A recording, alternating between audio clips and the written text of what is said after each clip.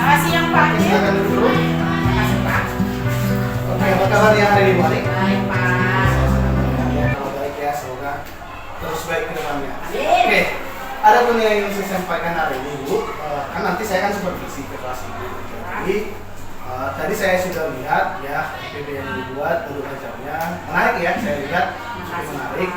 Ya, jadi nanti saya akan mendampingi Ibu pada proses supervisi itu. Ya, jadi sebelum ke sana nanti saya ingin bertanya kepada Ibu ya, bagaimana proses pembelajaran nanti yang akan dibuat kira-kira? Jadi pertama saya cerita dulu ya Pak, apa nanti tema. Jadi nanti mas pembelajaran berikutnya itu kebetulan di 10.1. Kami masih berlanjut materi ekosistem Pak. Tapi sudah subtemanya itu bagian jaring makanan gitu dan biogeokimia. Nah kalau seperti kita tahu kan ekosistem itu ada yang alami atau buatan. Jadi nanti ada juga dia selain presentasi tentang biogeokimia, saya meminta anak-anak untuk membuat produk ekosistem mini proyek mereka seperti itu Pak. Kemudian, nah prosesnya nanti ada presentasi, diskusi dan presentasi Canva juga Pak. Nah, dan presentasi produk mereka. Menurut Ibu, apa hal-hal yang menjadi hambatan nanti dalam proses pembelajaran yang akan dilakukan?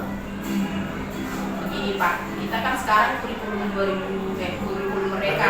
Nah, pembelajaran di kurikulum mereka ini kan sistem proses berdiferensiasi ya Pak ya. Jadi kan kita melihat bagaimana perbedaan di antara siswa-siswa kita.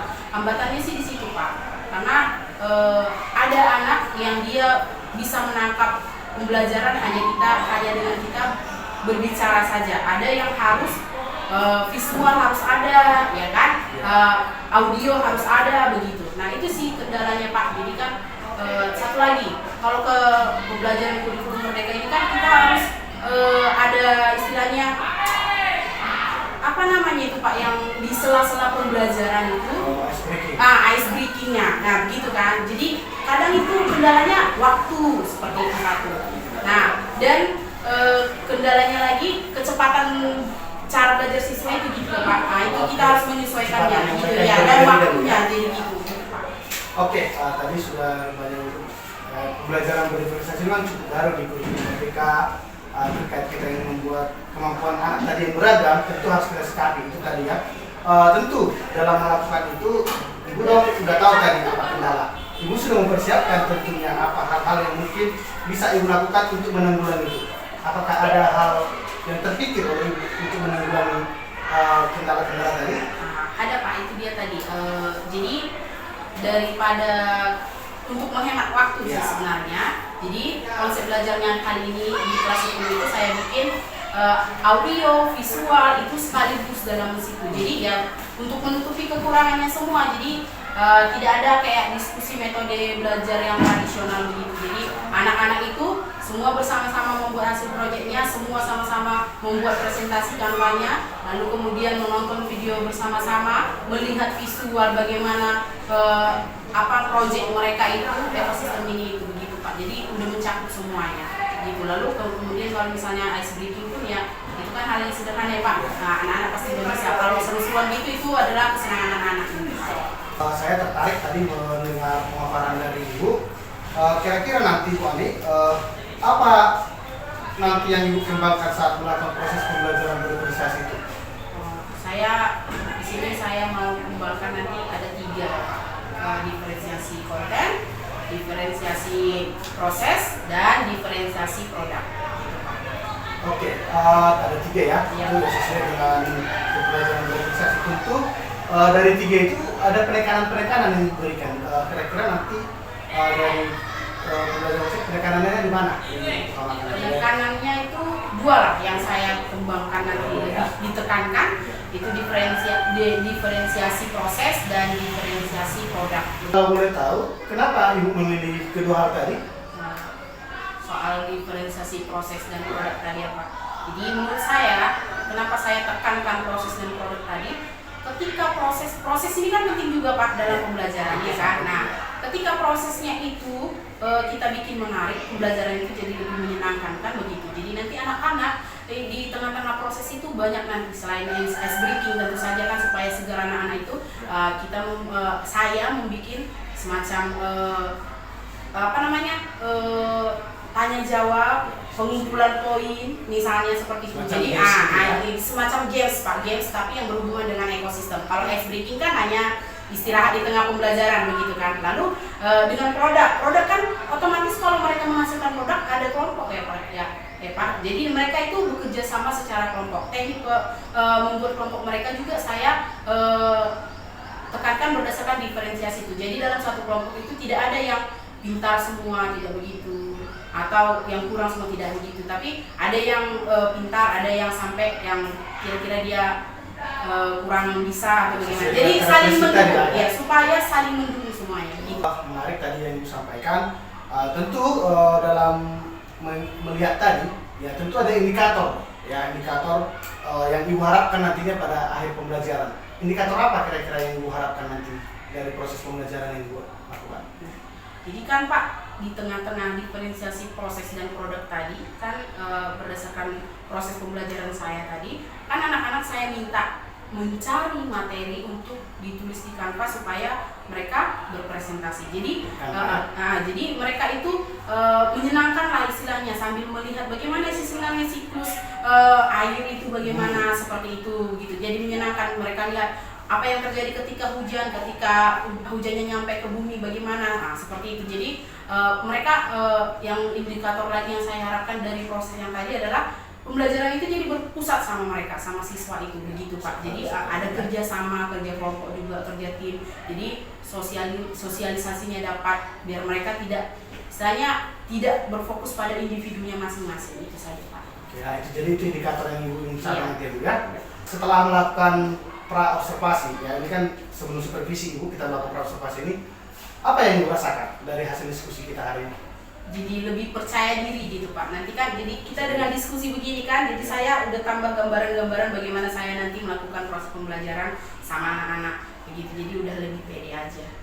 Oke, menurut kalian tuh Bu Ani sendiri setelah kita dalam sesi diskusi ini, pra-observasi ini, apakah ada hal yang jadi timbul atau yang akan Ibu lakukan setelah diskusi kita ini terkait masukan terhadap pembelajaran Ibu nantinya?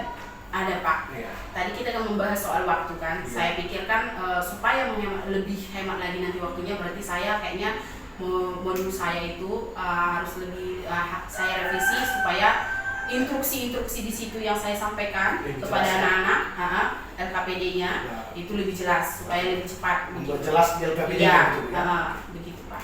Oke, baik Bu Ani, ini kita sudah di sesi akhir pra-observasi kita ini. Terima kasih atas waktu Ibu. Senang ya bisa kita berbagi dengan ini.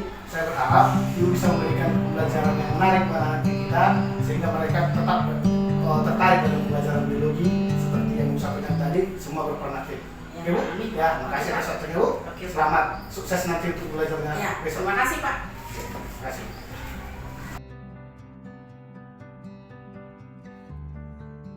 Selamat pagi anak-anak Ibu.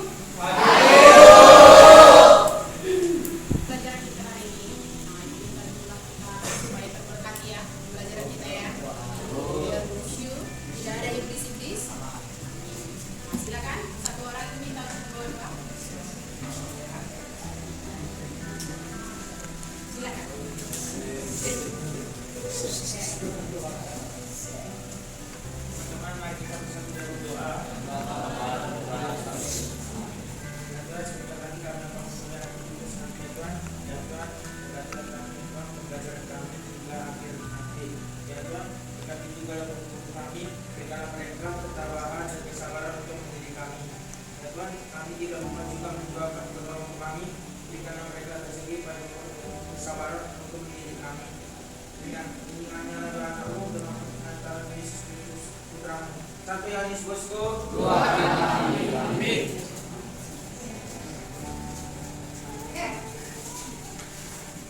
Apa kabar 11? Baik Bu. Sehat semua ya? Sehat Bu. Tidak ada yang masalah-masalah pembelajaran dulu kita tadi. Iya. Minggu lalu itu kita belajar apa nak? Besoknya iya tentang proses makan memakan di dalam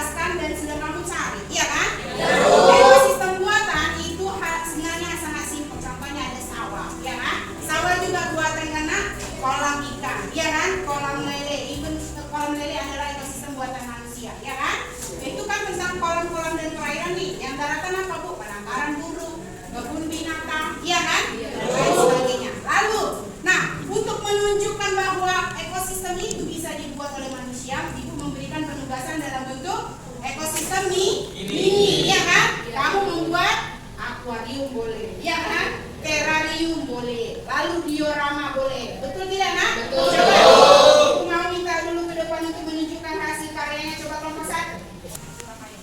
Di sini adalah ekosistem laut, di mana ini adalah sebuah lautan yang terdapat ikan di dalamnya, terumbu karang, ada rumput, dan itulah sebagainya.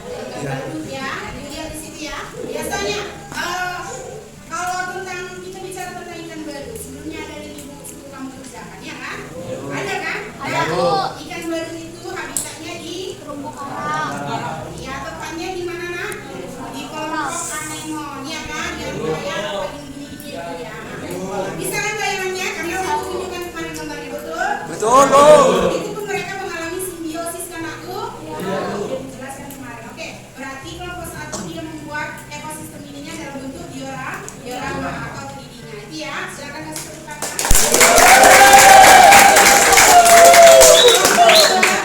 Kelompok 2, yang itu tidak? Nah, dari mana tadi bisa dikasih ke tanaman? Dari pupuk, ya kan? Nah, kalau pupuknya pun tidak pas sama tanamannya, sama seperti kita, makanan dari sama akan ada nitrogennya, ya kan? Nitrogennya yang bagaimana? Yaitu tanamannya bakalan menguning dan lain sebagainya. Nah, contoh lainnya, amonia atau yang amonia adalah salah satu unsur yang mengandung nitrogen. Amonia itu kan H3. Di buku ada, ya kan? Buku ada itu. Coba boleh dilihat.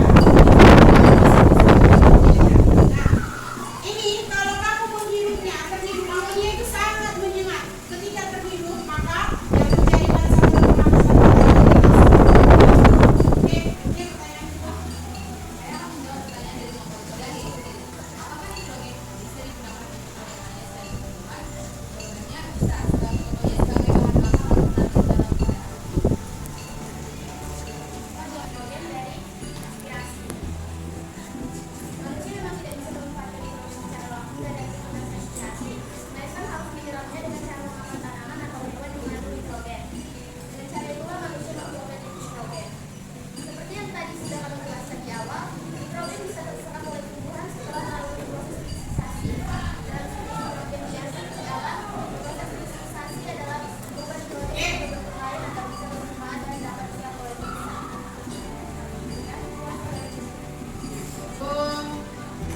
Struktur organisasi kehidupan. Dari yang terkecil silakan. Di bawah sel. Oke.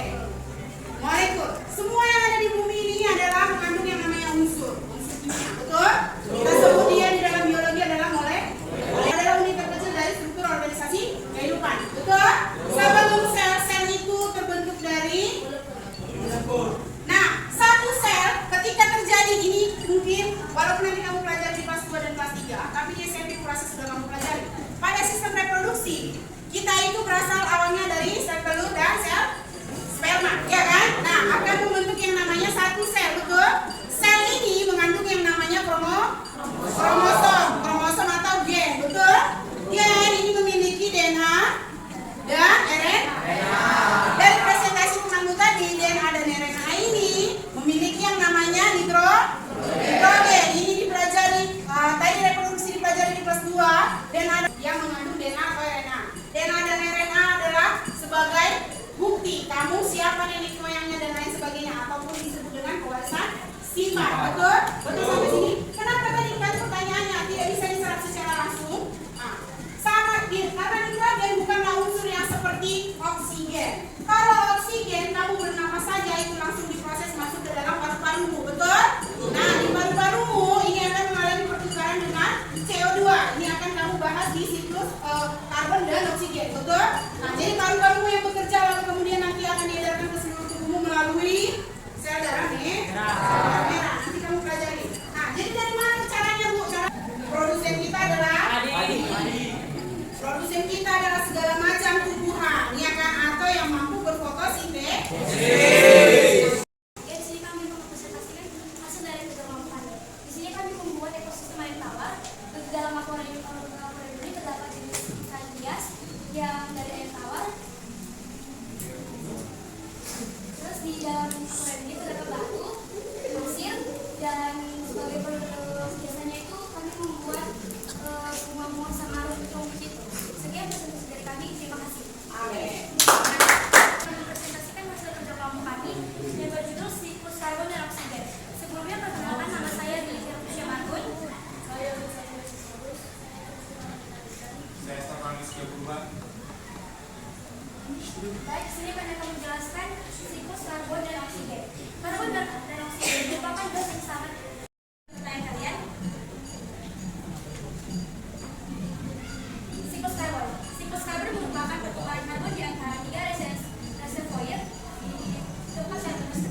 digunakan yaitu antara darat, laut, dan atmosfer.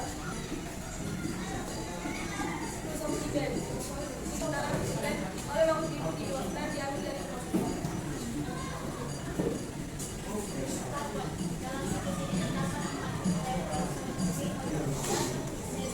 fisika, geologi, dan biologi yang bermacam-macam. Daur karbon merupakan siklus geokimia yang sudah ada di bumi sejak jutaan tahun. Geokimia adalah suatu pertukaran luar terjadinya perubahan yang berlangsung terus-menerus antara komponen biologik dan komponen biologi. heterotrof melalui rantai makanan. Pada tahap ini, karbon digunakan untuk membangun jaringan tubuh dan mempertahankan fungsi fisiologis. Ketiga, kenapa diagram karbon? Sini saya akan menjelaskan siklusnya. Diagram dari siklus karbon, angka bedawan boron hitam menyatakan berapa banyak karbon tersimpan dalam berbagai reservoir dalam gigaton atau GTC berarti gigaton karbon. Angka dewan warna biru menyatakan berapa banyak karbon berpindah antar reservoir setiap tahun. Sedimen sebagaimana yang diberikan dalam diagram tidak termaksud. Tiga bidang utama bumi, yaitu atmosfer, litosfer, dan biosfer. Baik, silakan yang lainnya.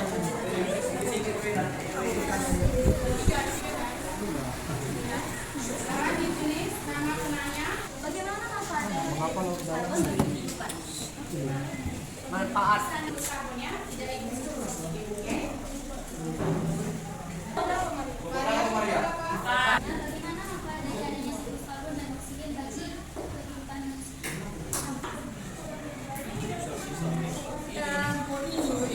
Silakan, David. Halo, perkenalkan saya David dari kelompok 5. Mengapa laut dalam yang lambat dengan atmosfer? Ditunjukkan dan dijelaskan kenapa. Halo, perkenalkan kami dari kelompok 4. Di sini kami membuat ekosistem akuatik tertutup. Di dalamnya terdapat pasir, batu, air, dan ikan cupang. Dan sebagai hiasannya kami menambahkan tanaman-tanaman laut. Sekian dari kami, terima kasih. Beberapa yang dijelaskan ada yang membuat. Di sini kami membuat ekosistem darat, yaitu yang terdiri dari ikan, batu, tanah, dan cacing. Oke, ini ya, berarti ini terarium mini ya kan? Walaupun tidak seperti video-video yang dikirim kemarin, tapi ini juga adalah jenis terarium. Ada hewannya ya kan? Cacing, ya kan? Ada tumbuhannya. Itu ya, oke. Berikan. Yang kelompok 3. Ada orang yang minta untuk doa pulang supaya kita pulang, oke? Silakan, saya minta. Silakan, cepat. Silakan siap tangan.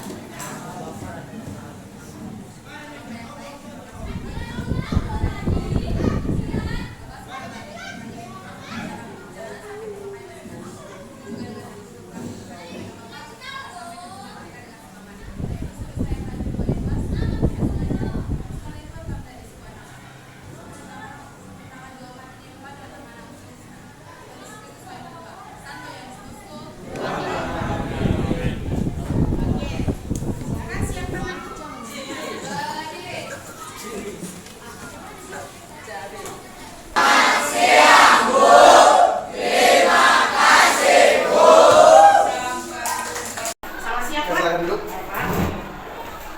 Apa kabarnya hari ini Bu setelah saya melakukan supervisi tadi? Luar biasa, Pak. Luar biasa ya. Berarti yang Ibu lakukan sudah sesuai menurut Ibu ya seperti yang Ibu harapkan ya. Iya. Tadi kan saya sudah melakukan supervisi di kelas di ruangan ini. Dan ketika saya melakukan supervisi, saya sebagai supervisor Ibu sudah mengamati dengan sesama dan tentu membuat catatan-catatan terkait pembelajaran yang sudah dilakukan tadi di kelas. Oke, sebelum saya lebih jauh menyampaikan nanti, kira-kira menurut Ibu dan Ibu, bagaimana kira-kira pembelajaran yang sudah Ibu lakukan tadi di kelas? Sejauh ini saya merasa sudah oke lah Pak, dengan perbaikan modul yang saya lakukan kemarin. Waktu kita observasi, nah itu sudah saya cukup puas lah, gitu, dengan performa antara saya dengan anak-anak di kelas hari ini. Ibu sudah sampaikan terkait modul yang tadi Bu ya. Saya ingin lebih tahu lebih jauh, tentu Ibu kemarin menggunakan indikator tertentu dalam capaian pembelajaran Ibu. Sudah sejauh mana pencapaian indikator yang Ibu sampaikan dalam pembelajaran Ibu? Iya, dari diferensiasi pembelajaran yang saya pakai kan kemarin ada 3 Pak, dan 2 yang saya tekankan begitu kan, proses dan produknya. Nah, dari proses dan produk ini indikator yang tercapai itu menurut saya pembelajaran sudah menyenangkan, anak-anak sudah bisa bekerja sama lebih baik. Nah, terus yang tadinya tidak aktif seperti biasanya jadi lebih aktif kali ini begitu, karena ada permainan-permainan di situ di sela-sela presentasi mereka, proses mereka begitu Pak. Oke, baik, terima kasih ya Bu Adi. Ya benar yang disampaikan, saya lihat sih dalam pembelajaran kemarin cukup interaktif anak-anak ya, ketika ini membuat mereka produknya yang berbeda-beda ya, mereka menyajikan, saya lihat cukup aktif dan antusias anak-anak di sini. Hanya saja ada beberapa hal yang menjadi catatan saya. Ya ini mungkin akan saya sampaikan dulu pembelajaran berikutnya, bisa saya sampaikan Bu? Yes, Oke, ya. Dari pengamatan saya, ini sudah saya buat beberapa catatan-catatan kemarin dari 500 kelas ini. Yang pertama itu yang saya lihat kemarin pembelajaran berdifferensiasi, ya, pembelajaran berdifferensiasi. Barangkali di prosesnya, ya, proses diferensiasi prosesnya masih belum sepenuhnya saya lihat sesuai dengan modulnya. Yang perlu ditekankan lagi biar pelaksanaan diferensiasi proses itu memang sesuai dengan karakteristik peserta didik. Nah, itu yang menjadi pertama. Yang kedua, barangkali ke depan perlu juga menggunakan strategi pembelajaran untuk mendukung itu. Ya, strategi pembelajaran model gitu ya. Strategi model yang menarik contohnya misalkan project learning atau project based learning. Saya lihat sih mengarah ke project based learning ya, tapi saya lihat sebelum sepenuhnya sintaknya itu sama. Dan yang terakhir mungkin ini sebenarnya bukan biar lebih menarik lagi ke depannya. Ada baiknya ibu buat juga refleksi untuk percaya dari anak-anak kita nih, bagaimana mereka melihat. Dan apakah kemarin ada soal yang membahas soal yang sempat ya? Tidak sempat. Karena ya, mereka kan ada 5 kelompok kan. Nah, jadi untuk mempresentasikan 5 kelompok itu cukup memakan waktu. Ya, karena berarti di modulnya tidak disampaikan ke sana. Dan RPP tidak sampai sana ya? Bisa di berikutnya. pertemuan berikutnya. Oke, saya lanjut dari menjadi masukan dari saya buat ibu ya terkait pelaksanaan tadi. Tadi ibu sudah mendengarkan pemaparan saya dan ibu tentunya merasa juga seperti yang saya sampaikan tadi ya. Iya. Oke, setelah mendengarkan hasil pengamatan saya tadi, ya tentu dari catatan kita ini tadi, adakah yang ingin ibu sampaikan? Dari pemaparan Bapak tadi kan tentang modul saya kan, saya merasa ada benarnya juga untuk saya lebih tekankan prosesnya di situ. Kemudian sama membuat ada model-model di dalam proses pembelajaran saya, entah itu problem based learning atau project based learning begitu. Karena memang karena dua hal yang saya tekankan di situ, proses dan produk, jadi memang agak supaya cepat gitu. Walaupun sebenarnya PBL dan project PJBL itu ada sintaksnya aja. Sintaksnya. Ya, jadi nanti saya akan coba kepada itu saja. Ya, oke, ya tentu ibu sudah melihat dari tadi itu. Tentu untuk pembelajaran ke depannya, ya bagaimana tindak lanjut yang akan dibuat untuk pembelajaran ke depannya? Seperti yang Bapak bilang tadi, tindak lanjutnya tentu saja refleksi tadi ya Pak. Nah, itu akan saya lanjutkan tindak lanjutnya. Oke, baik Bu, senang bisa diskusi dengan Ibu hari ini terkait proses pembelajaran ini. Ya harapan kita pembelajaran yang kita buat di anak kita semakin bagus ke depannya. Ya, itu ya Bu ya. Nah, ini ya senang saya berbagi dan bisa ketika kita saling berbagi bersama. Oke, itu saja untuk hari ini Bu ya. Terima kasih. Ya, sama-sama terima kasih kesempatannya. Selamat siang Bu. Selamat siang Pak. Silakan.